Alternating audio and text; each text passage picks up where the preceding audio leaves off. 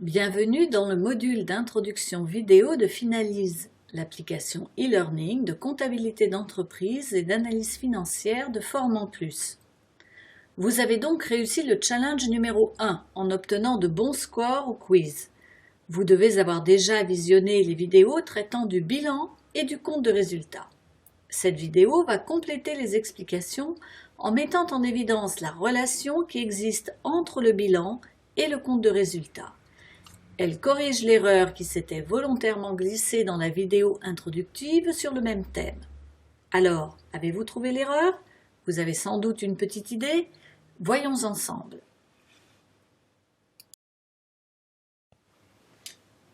Rappelons-nous de la situation de l'année 2015 expliquée dans la vidéo sur le compte de résultat. Nous avons vu que Paul et Eliade Martin ont accumulé tout au long de l'année un solde positif entre leurs recettes, ici leur salaire, et leurs dépenses.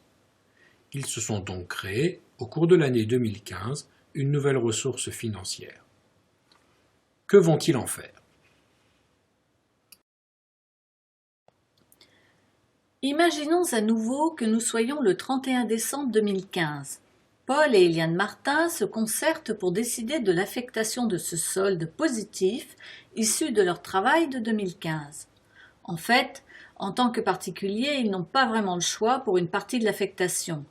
Il est exact qu'ils doivent rembourser le capital de l'emprunt qu'ils ont contracté.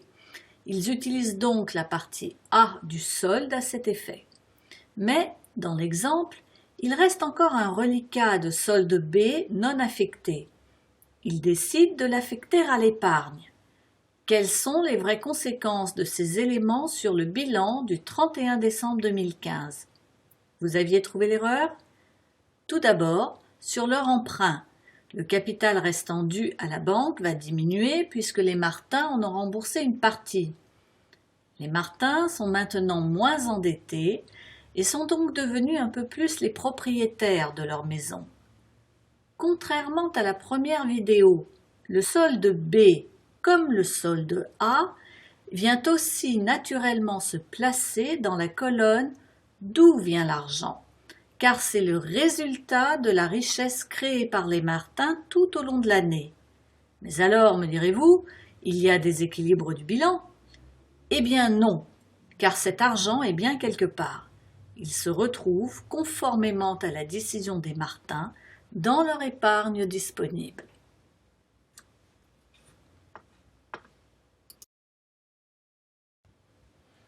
Reprenons une dernière fois d'où vient l'argent des Martins.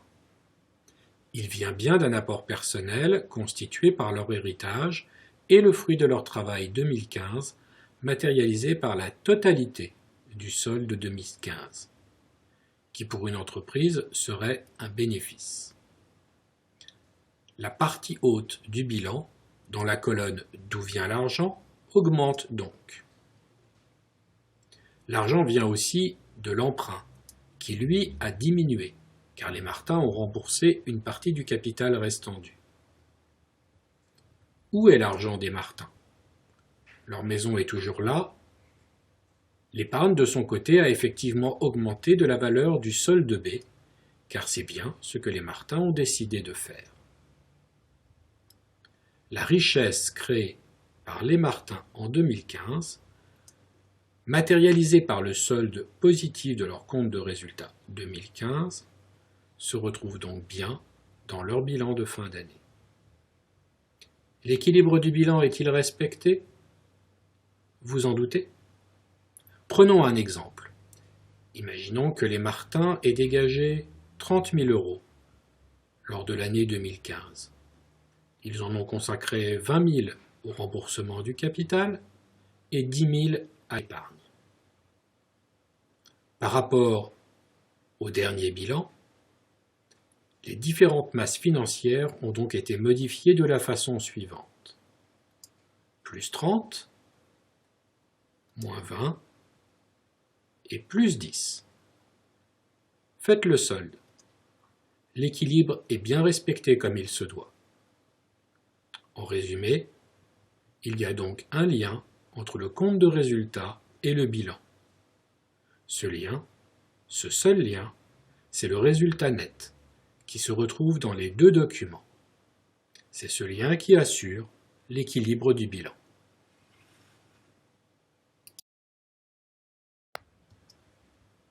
En conclusion, comme pour les Martin, le bilan d'une entreprise est un état financier patrimonial qui constate à une date donnée d'où vient l'argent.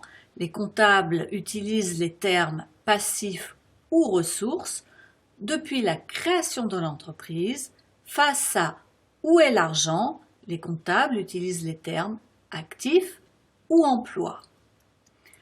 Le compte de résultat, l'équivalent du budget du ménage sur 2015, décrit l'activité économique sur toute l'année en mettant les recettes ou produits face aux dépenses ou charges. Il permet de mesurer l'accroissement de la richesse de l'entreprise si son solde ou résultat net est positif. Ce résultat net positif ou bénéfice est reporté dans le bilan pour y être affecté ultérieurement par décision des actionnaires. Pour les Martin, ce sera le remboursement du capital et de l'épargne supplémentaire.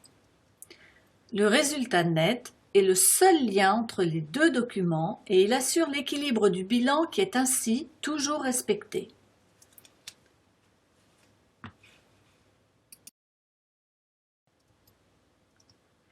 Tout ceci servait d'introduction à la comptabilité. Il y a bien évidemment des différences entre la comptabilité d'un ménage et celle d'une entreprise.